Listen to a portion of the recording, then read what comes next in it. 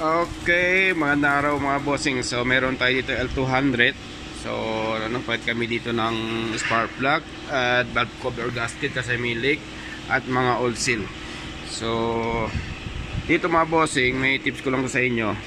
Pag naglagay kayo ng bagong timing belt, pati yung maliit sa balancer. So dito huwag nyo gaanong sobrang mahigpit. Kasi pag sobrang mahigpit ang nilagay nyo dyan, malakas yung vibration pag ni-revolution. Pwede sa cambio maramdaman nyo yung vibration. So huwag nyo masyadong mahigpit. Okay, yan ang technique dito. Kasi marami na akong binago dito ng timing. Ganyan ang senaryo, malakas ang vibration. Ayan, pwede ito sa malaki. Kailangan katamtaman lang yung higpit niya. Pag masyadong mahigpit, so dapat mga bossing, dito pag ginano nyo konti, ganyan lang. Huwag masyado yung sobrang batak. Kasi pag sobrang batak, yan, may vibration yung makina nyo. Okay, yan. So ito yung pinaka timing nya. Yan, tapos yun doon. Yan. Okay, ito yung guide nya.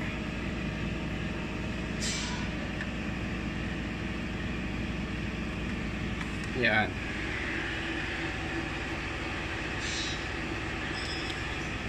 Ito yung sa balancer.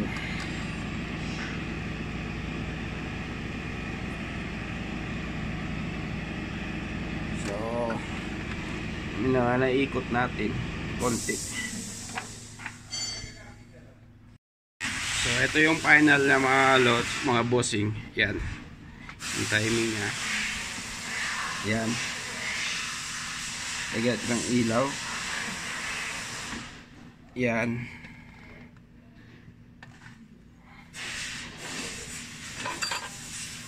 nakita nyo. Yan, ito yung guide din nya.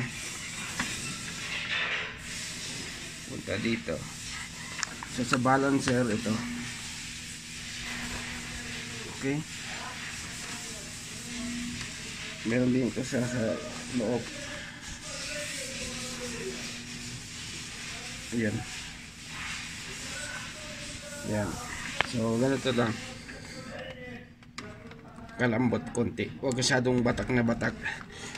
Saka yung tensioner nyo dapat nakatutok. Okay, yan, bago nyo tanggalin. Yan, yan lang, at least maglalaro yan. Dapat naglalaro yan. Yan, maglalaro siya.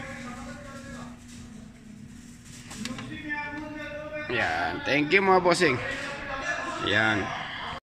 So ito mga boss, sa sensor nya, kita nyo naman yung kalawang nya, So dapat yan malinis.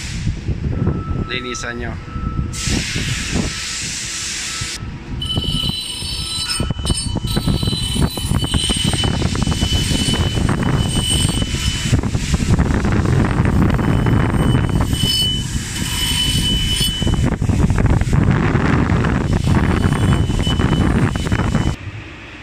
So dito may baliktaran ito mga boss, yan, kahit saan pwede nyo lagayan. Yan.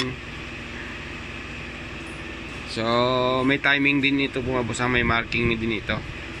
Pag hindi nyo kabisado yung marking ito, hindi under yung sasakyan nyo. So kung napansin nyo yan, yan, ito yan, at saka yung tuldog dun sa baba. So itapat nyo lang. Yan. So balikan yan siya. Yan. So nandun sa baba. Yan. Okay, ganyan yan. Itapat nyo lang doon. Itong tukod na to. Yan. Okay, so nikpitan natin. So lagay lang natin to. Testing natin panda rin.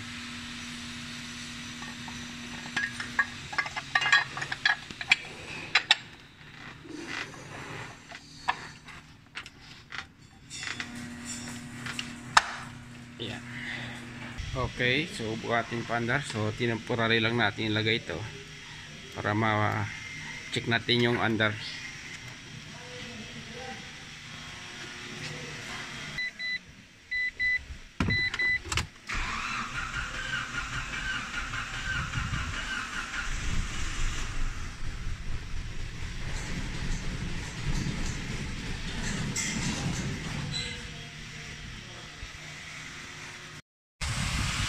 So yan, pa-start natin mga boss para ma-check. Sige, start!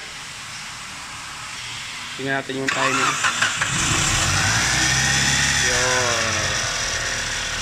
So kita nyo walang vibration. So ang ganda ng under. So tama-tama lang yun talaga yung higpit natin. Ayan. So yung kailangan, huwag nyo gano'ng higpitan ito. Kasi pag sobrang mahigpit, itong maliit na belt, yung loob.